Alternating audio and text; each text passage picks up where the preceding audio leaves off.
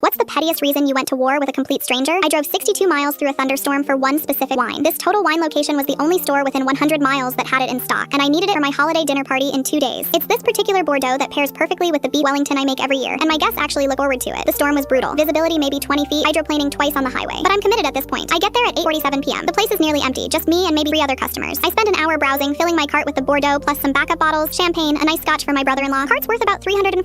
At checkout, this cashier who can't be older than 22 asks for my ID. I'm 34 years old, hand it over without thinking twice. She holds it under the light, stares at it for like 15 seconds, then looks up and says, "I need to see your friend's ID too." I'm genuinely confused. "What friend? I came here alone." She points toward the entrance. "The guy you walked in with." "I don't know who you're talking about. I drove here by myself." Her face gets this suspicious look, and she calls over the manager. He's maybe 40, wearing this smug expression like he's about to catch someone in a lie. He takes my ID, examines it, then says, "You look young for your age. There was definitely someone with you when you walked in. We have cameras. If they don't come back with their ID, I can't sell this to you." I'm losing patience now. I've been shopping at this exact location for 4 years. I have a second form of ID. I drove over an hour in a storm to get here. He actually laughs, like genuinely chuckles at me. Policy is policy. You can come back tomorrow if you're really alone. The dismissiveness in his voice made my blood boil. I look at my watch, 9:38 p.m. The drive home is at least 90 minutes in this weather. "So you're telling me I drove 62 miles, spent an hour shopping, and you're refusing to sell me wine because some random stranger walked into your store at the same time I did?" He shrugs. "That's correct." I left the cart right there and walked out, shaking with anger. The drive home was miserable. Rain hammering the windshield. My hands gripping the steering wheel so hard my knuckles turned white. I kept replaying that condescending laugh in my head. When I got home at 11:43 p.m., soaking wet and furious, I did what any reasonable person would do. I wrote a scathing online review detailing exactly what happened. The next morning, I get a call from a woman who identifies herself as the store manager. I'm thinking maybe she's calling to apologize. Instead, she's somehow even ruder than the guy from last night. "I reviewed the security footage," she says in this condescending tone. "Someone did walk in at the same time as you. That makes you a party. Our policy clearly states—" "I didn't know that person," I interrupt. "Doesn't matter. You walked in together. So I'm not allowed to walk into a public store at the same time as a stranger? That's our policy." Then she says something that makes me see red. "And just so you know, our staff watched that person leave 30 minutes before you checked out. We were aware the entire time." I'm speechless. "So you watched me shop for 30 minutes, knowing you weren't going to sell me anything, and you didn't say a word?" "We were following policy." No apology. No acknowledgement that maybe wasting over 3 hours of my time was remotely unreasonable. Just pure smugness. That's when I looked up their official policy online. It clearly states, all members of a party at checkout must present valid ID. At checkout. I was alone at checkout. So here's what I did. I called their corporate line, filed a formal discrimination complaint, then drove back to that exact store the next afternoon. I brought my tablet, pulled up their wine inventory system, and spent 90 minutes methodically filling 2 shopping carts with their most expensive bottles. $10,947 30 taos worth of wine. I made sure to grab bottles from every section. Premium Bordeaux, aged Scotch, vintage champagne, rare Japanese whiskey, the kind of stuff they keep in locked cases. I get to checkout. Different cashier this time. She starts scanning everything, clearly excited about the commission. Scans my ID, works perfectly fine, gets through every single bottle. The total flashes on the screen, $10,847.32. She smiles and asks, "Cash or card?" I look her dead in the eyes and say, "Actually, I changed my mind about all of it." Her face drops. "All of it?" "Yeah, I'm not purchasing anything today. Thanks though." Their policy requires every bottle to be individually re-inventoried and returned to temperature-controlled storage. Each bottle has to be scanned back in, verified for damage, and properly stored by vintage and region. It took 3 employees over 3 hours. The assistant manager who denied me service, he got written up for the inventory disruption and for incorrectly enforcing store policy. Worth every second of that